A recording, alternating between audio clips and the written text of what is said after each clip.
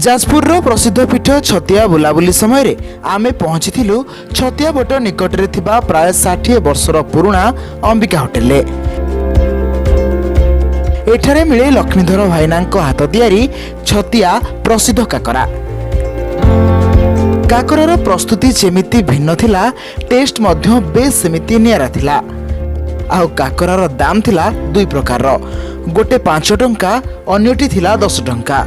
दाम सह काकरार स्वाद थिला शानदार, सते जेमिति खांटी ओडिया घरर बास्ना एथिरे पूरा भरी रहितला।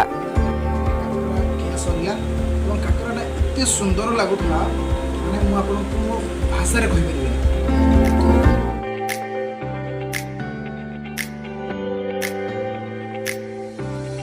काकरा निहाती टेस्ट करिबा एवं जणाइबा जे कोन रहि छि हम ए काकरार खासियत एवं काहे कि छतिया रे काकरा फेमस।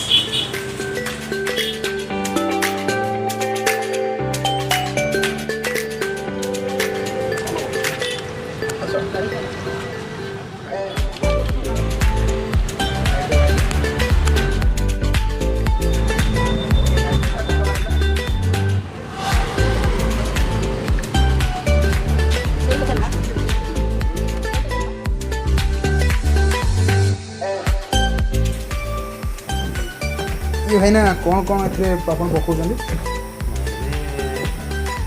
पानी दिया जाउची, लूण भी दिया जाउची, चीनी परिमाण हिसाब दिया जाउची। एटा कोन दही रे दही काकरा बोली भी कोन नहीं नहीं एटा छेना काकरा, दही छेना काकरा। छतिया काकरार निर्माण शैली भी टिके अलगा। साधारण ओडिया घरे काकरा पिठा सुजी किंबा अटारे तैयारी होतबा बेले एठी किंतु मैदारे तैयारी करा जाय। और सबुठु मुख्य कथा हेउछि एहा भितरे दिया जाउथबा दही छेनार पुर,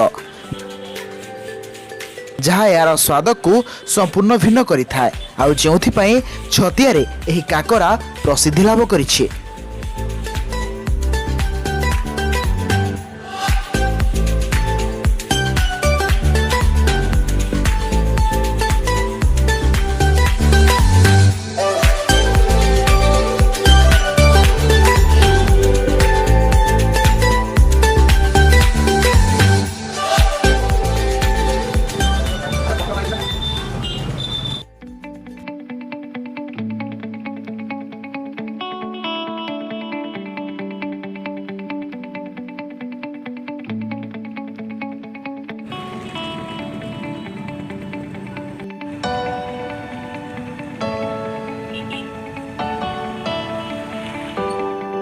बर्तमान काकरा आसी पहुँची जाइए देखा ये देखिए कह काकरा पहुँची छतिया प्रसिद्ध काकरा।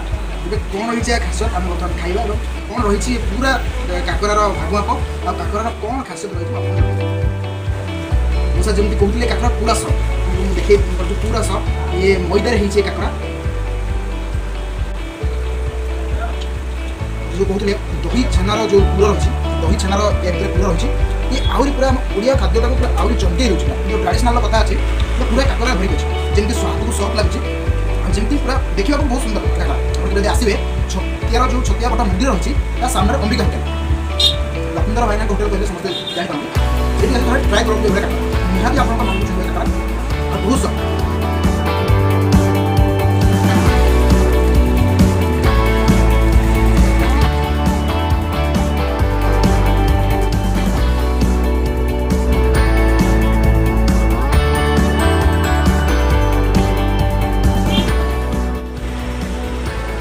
फाइनाली काकरा खिया सरला काकरा एत सुंदर लगुला मैंने मुझे भाषा कही पारे।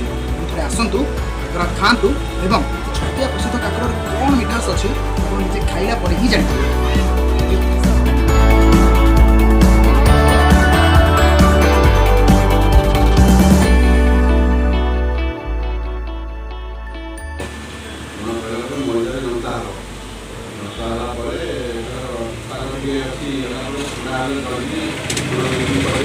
बोले आउटी मैदान पड़ा आम देखनी सब सुजी करते अटारे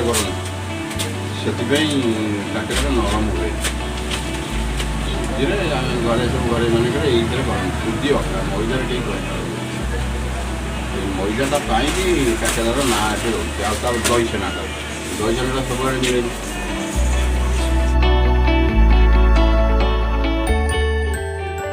ଓଡ଼ିଶାରେ 12 ମାସରେ 13 ପର୍ବ ଆଉ ପ୍ରତିଟି ପର୍ବରେ ଓଡ଼ିଆ ଘରେ ନାନା ପ୍ରକାରର ପିଠାପଣାର ଆସର ଜମିଥାଏ। ସେ ପିଠାପଣାର ଆସର ଭିତରେ କାକରା ଯେଉଁ ପିଠା ରହିଛି ସେ ସବୁଠୁ ଗୋଟେ ମାଇନା ରଖେ ଏବଂ ଯାହା ସବୁ ପିଠା ମଧ୍ୟରୁ ଅଲଗା। ତେବେ ଘରେ ଘରେ ଏଇ କାକରା ସୁଜିରେ ହେଉଥିବା ବେଳେ ଛତିଆ ଜାଗାରେ ତାହା ସେଟା ମଇଦାରେ ତିଆରି ଯାହା ସବୁଠୁ ଅଲଗା। ଆମ ଏତେ ସଫ୍ଟ ଲାଗେ ଖାଇବାକୁ ଆପଣ ନିଶ୍ଚୟ ଥରେ ଆସନ୍ତୁ ଏବଂ ଛତିଆ କାକରା ଟ୍ରାଏ କରନ୍ତୁ। ଆଜିର କାର୍ଯ୍ୟକ୍ରମ ଏଇ ରଖୁଛୁ। ଆଗାମୀ ଅଧ୍ୟାୟରେ ପୁଣି ଥରେ ଆଉ ଏକ ଜାଗାର ଆଉ ଏକ ପ୍ରସିଦ୍ଧି ଲାଭ କରିଥିବା ଖାଦ୍ୟକୁ ଆପଣଙ୍କ ସାମ୍ନାରେ ଆମେ